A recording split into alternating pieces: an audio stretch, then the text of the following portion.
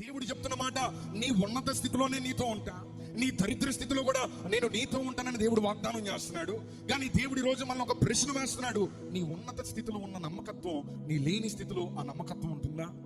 ఉన్నతమైన సంపద కలిగినప్పుడు నువ్వు ఎలా ఉంటున్నావో, ఏమీ లేనప్పుడు కూడా మనం అలాగే ఉండగలుగుతున్నామా లేదా? మనం అందరం ఆలోచన చేయాలి. యోబు గారి దగ్గరికి మనం వెళ్ళి, అయ్యా మీ విశ్వాసం ముందు ఎలా ఉంది, తర్వాత ఎలా ఉంది?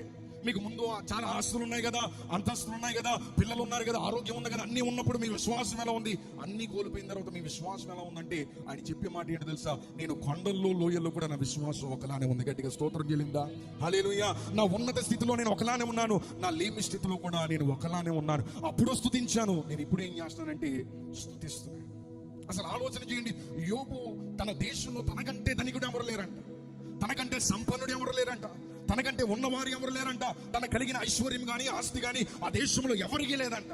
ఒక్క రోజులో ఉదయాన ధనవంతుడైతే సాయంత్రానికి తన దేశంలో తనకంటే దరిద్రుడు ఎవడు లేడు.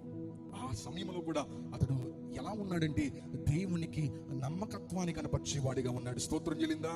హల్లెలూయా. దేవునికి నమ్మకమైన వాడిగా ఉన్నాడు. మనము దేవునికి మన సమృద్ధిలోని మన దరిద్రతలోని నమ్మకత్వము చూపించేవారిగా మనం ఉంటున్నామా లేదా? మనమందరము ఆలోచన చేయాలని ప్రభువు పాట మీ అందరికీ తెలియపరుస్తాం.